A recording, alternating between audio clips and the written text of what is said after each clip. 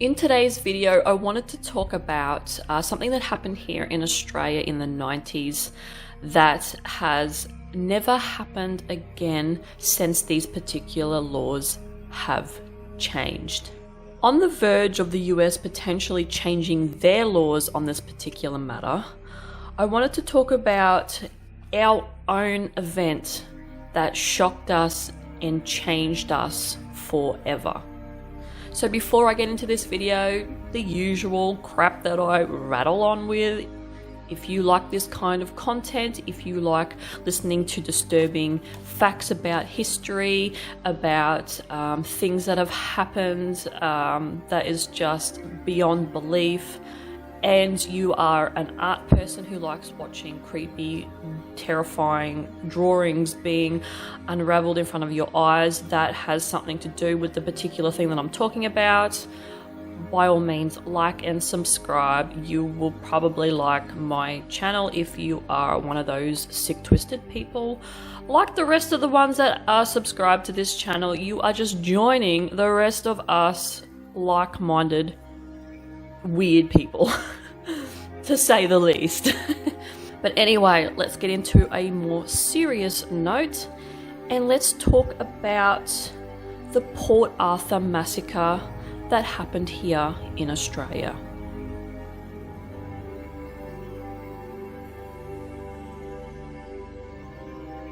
So Port Arthur is a place in Tasmania. Now, if you're not familiar with Tasmania here in Australia, it is a little state that is sort of separate from the mainland. It's right down the bottom of Australia, and it's about a one-day boat trip to get to it by a ferry or barge. You can put cars on this barge and you can travel over there, and yeah, that's how you get to Tasmania, other than obviously flying there. Port Arthur is on the southeast side of Tassie and was a former prison colony, which is now a very popular tourist destination with cafes and souvenir stores. The perpetrator that I am going to be talking about today was a man named Martin Bryant, who was 28 years old at the time of the massacre. So let's delve into the background of the Bryant family to see where this tragic turn of events may have gone wrong and why he was potentially like this. In around 1993, Bryant's father was about to buy the Seascape guest house when it was deliberately not sold to him by the Martin family. Bryant's father even apparently got his finances organised for the purchase.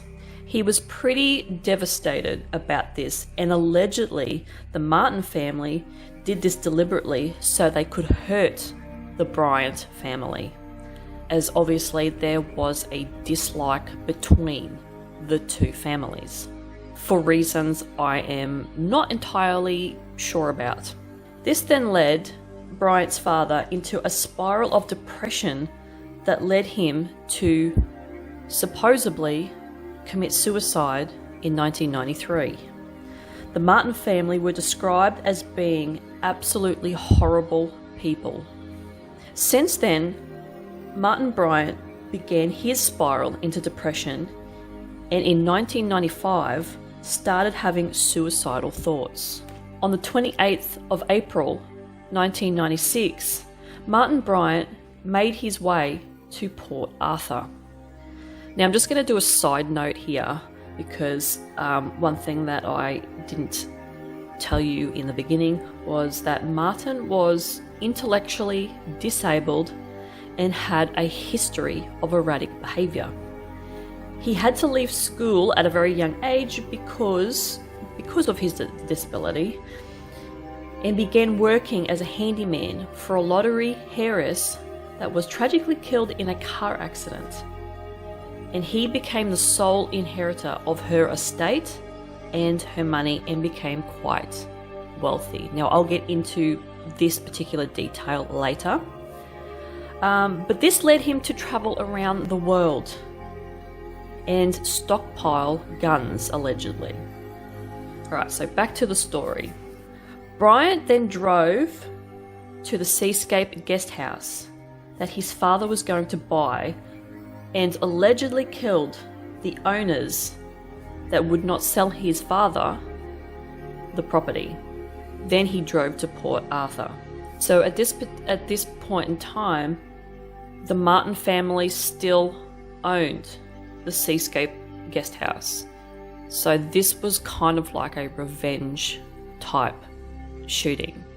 When he got to Port Arthur, he ate at the cafe, and then once finished, he got up, pulled out his Colt AR-15 semi-automatic rifle from a bag and began shooting. Within 2 minutes, 22 people were dead. He left the restaurant, shot people in the gift store, and then continued on into the car park, where he shot the drivers of tourist buses and a mother with 2 children. He shot people in the car park, the service station, and by this time, 20 minutes had passed. He drove back to the Seascape guest house with a woman hostage, which is where he had the standoff with the police for 18 hours. By then, 35 men, women, and children were dead. He started a fire in the guest house and killed the hostage. Finally, they arrested him and he was sentenced to life in prison with no parole. So that was the events that happened in 1996, in a nutshell, basically. There is a lot more information. Obviously, I covered all topics, but that there is so much more to this story with all these little other details. If you want to, delve into it, by all means, research it. It is an interesting and disturbing story. Now we're sort of going to backtrack a little bit and go through some of the events that I mentioned in timeline order. And here are some of the scary facts about Martin Bryant himself.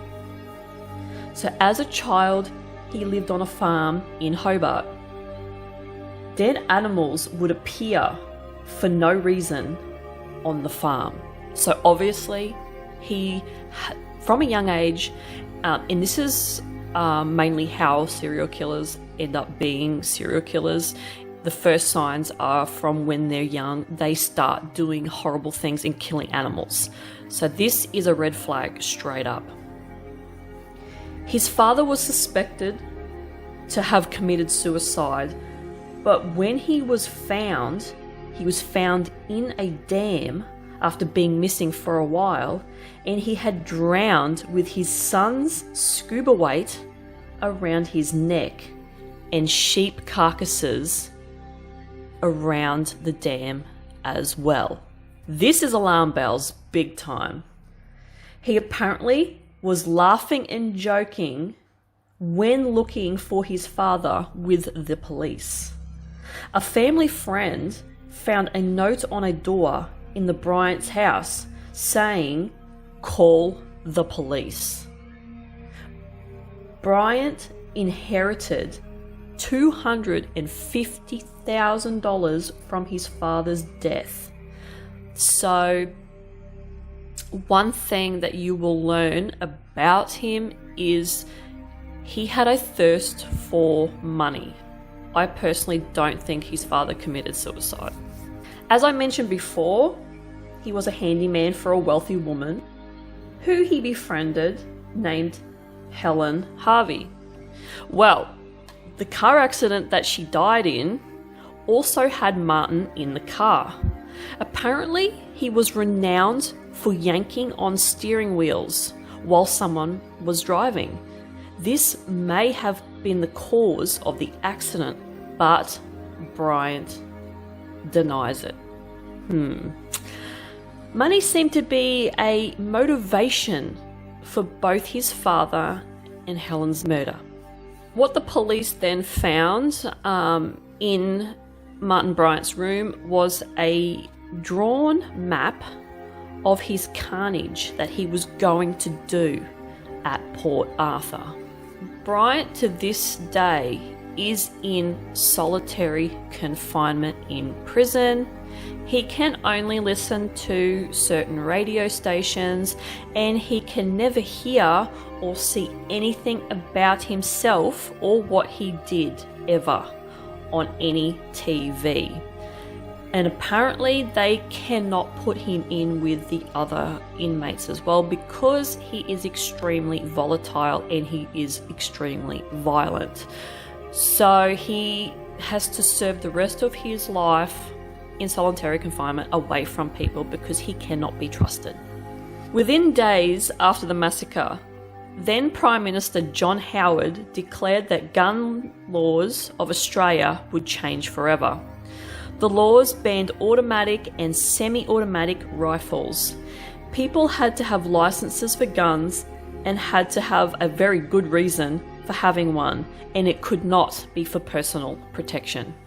Guns had to be handed in, and the government launched a buyback program where they melted down all the guns. Suicides by guns dropped by 74%, having saved 200 lives yearly. Since 1996, Australia has not had a single mass shooting. Now we'll get into the conspiracy side of the massacre, which there is a lot of conspiracies when it comes to this particular massacre that happened. And here's some of the main ones that people have talked about over the years. The massacre was not done by Martin Bryant, but by an anti-gun group or a government group, leading to a government conspiracy that wanted stricter gun laws to disarm the Australian population. Martin was just a pawn and a scapegoat in the whole thing, and was all fabricated. The government wanted guns outlawed, so this is the way they did it. Martin Bryant had the IQ of 65, which is the equivalent of an 11-year-old, and was not smart enough to carry all this out. Apparently he couldn't even shoot, and there was apparently no real hard evidence or reliable evidence that he was even there at Port Arthur. The people shot were shot with complete accuracy, something that Bryant did not have. Apparently, the Tasmanian government had 22 body refrigerated trucks ready weeks before the massacre happened. It's like they knew something. So, yeah. I don't know what you think about that, but that doesn't sound real good, really, in the scheme of things. Apparently, the Port Arthur cafe had government agents in there that carried out the shootings. They were also in the car park gift shop to help with the massacre. In court, apparently Bryant pleaded not guilty, then he was forced to change lawyers that made him plead guilty. The lawyer that he changed to was allegedly the lawyer on the other side with the victims. Why would this happen?